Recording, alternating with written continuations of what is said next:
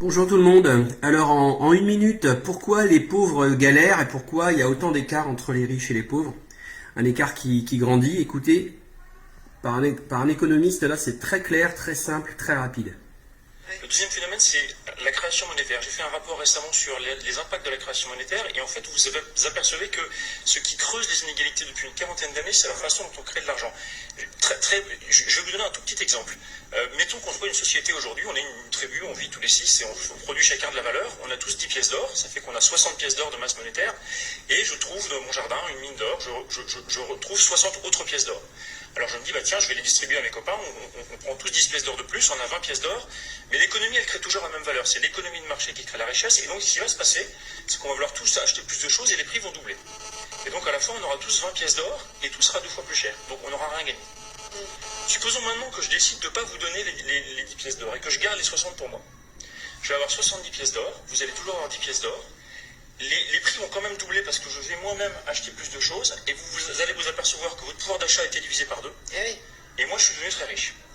Et donc, on est dans une situation où finalement, c'est exactement ce qu'on est en train de voir. C'est d'ailleurs exactement ce qui s'est passé depuis une dizaine d'années. On a doublé la masse monétaire en Europe, on a créé beaucoup d'argent et on l'a créé sous forme de dette. Et ceux qui peuvent s'endetter aujourd'hui, c'est ceux qui effectivement ont des actifs, ont du capital, ont des actions en immobilier. Et pour moi, le creusement fondamental des inégalités, il n'est pas lié à l'économie de marché ou au libéralisme, il est lié à la façon dont on crée de la monnaie, qui est d'ailleurs un schéma qui a été dénoncé uniquement par les libéraux. Figurez-vous que c'est assez paradoxal, ce sont les libéraux, Hayek, von Mises, qui dénoncent la façon dont on crée de l'argent, en disant que c'est effectivement profondément inégalitaire. Et pour moi, le sujet, c'est vraiment là qu'il faut chercher. Les gilets jaunes, quand ils vont chercher les 5 milliards de l'ISF, il ferait mieux de regarder la création monétaire. La création monétaire en Europe, c'est de l'ordre de 500 milliards par an, donc de l'ordre de 120 milliards en France. 5 milliards d'ISF, 120 milliards de création monétaire. Voilà, le sujet, il est là. Et c'est la façon dont on crée de l'argent qui, aujourd'hui, effectivement, tend à aggraver les inégalités. D'ailleurs, les inégalités aux États-Unis se sont aggravées depuis les années 70, qui est le moment où on a abandonné l'État noir. Et on est dans un pays où on a un président.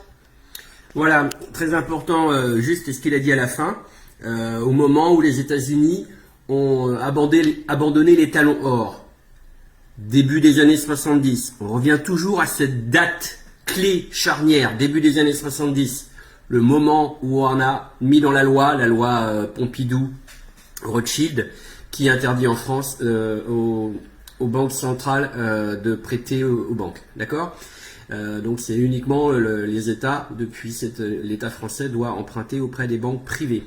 Une autre chose qui a été dite, vous réécouterez la vidéo, il dit aujourd'hui ne peuvent s'endetter uniquement que ceux qui ont des actifs. Et il dit par exemple des biens dans l'immobilier. Donc on me corrigera, mais les actifs, c'est par exemple quelque chose comme les autoroutes, ou l'aéroport de Paris, ou Engie, ou la Française des Jeux.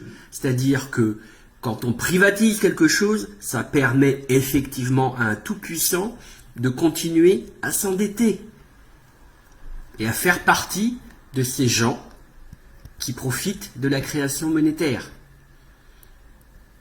Donc, je pense ne pas trop me tromper en rapprochant le phénomène de privatisation du phénomène d'acquérir des actifs et de ce phénomène de création monétaire, c'est-à-dire faire partie des gros. Voilà, j'attends messages et commentaires pour me corriger ou compléter ou carrément éclairer ce que je viens de dire et ce que vous venez d'entendre. Merci.